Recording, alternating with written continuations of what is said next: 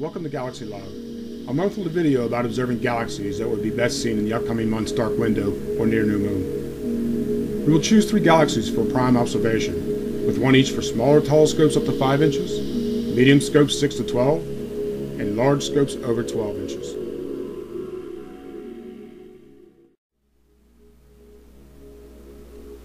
For Galaxy Log date 04.2014, we will head to Canes Venatici, Ursa Major, and Coma Berenices for this month's galaxies.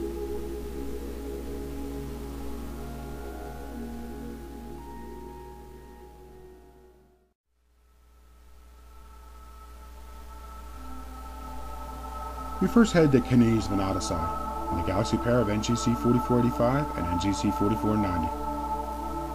On a recent night with very good sky conditions, I observed this pair with my 4-inch f10 refractor. I first saw the galaxies using a 24.5mm super wide-field eyepiece, with a bright golden star Beta in the field of view. Near 4490, the much larger and brighter of the two, stood out well as an elongated disk with a broad center. 4485 was seen as a faint patch just north of the western tip of the larger galaxy. Best view was with an 8mm ultra-wide-field eyepiece.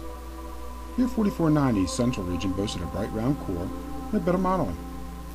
The western side of the galaxy tapers almost to a point, whereas the eastern side a bit more rounded. 4485 was much more obvious at this magnification, though still faint. The central area showed some brightening. A couple of nights later, I again observed this pair with a larger 5-inch f5 reflector, which showed very similar views. This is a terrific pair to view on a clear spring night.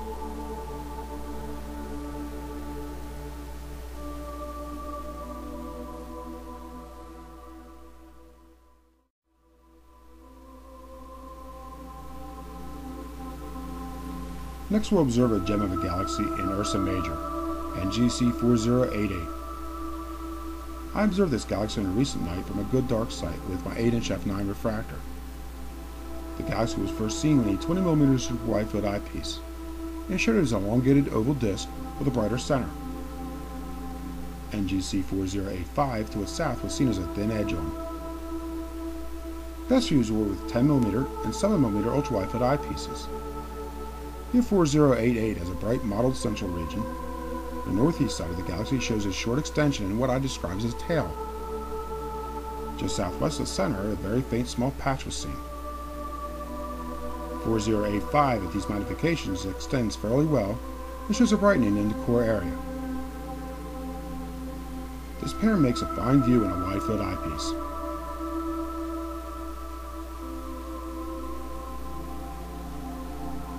Added observing note. On a great night back in 2009 from a darker site, I observed NGC 4088 with both the 8-inch f9 refractor and a 22-inch f4.5 diode.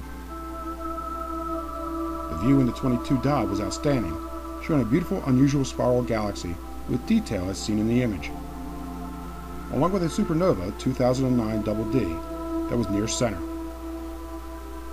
Also, my wife had the eyepiece of the 8-inch refractor sketched the galaxy in supernova, along with NGC 4085.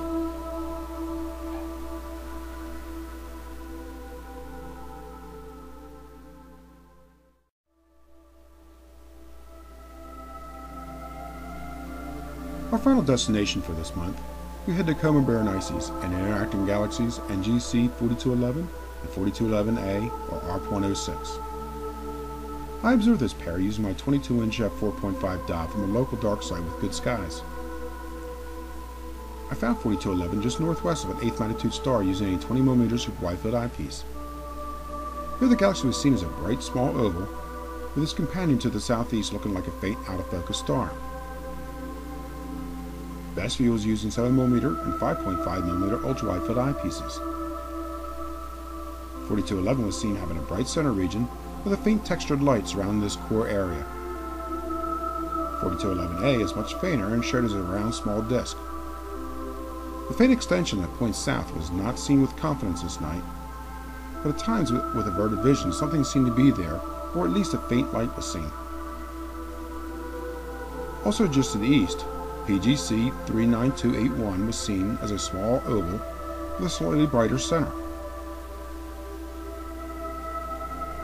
I'm looking forward to observing at a darker site in a couple weeks. Will have me revisiting this interacting pair.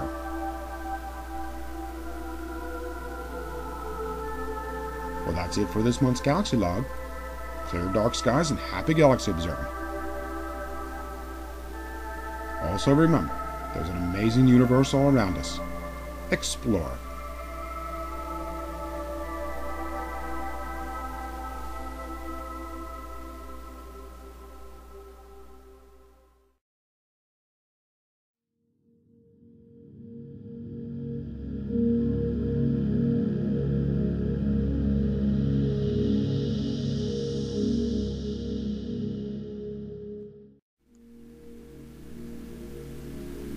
Galaxy Log is a production of Have a Stellar Birthday. We work with light, time, and people. Sponsored by 90mm Observatory.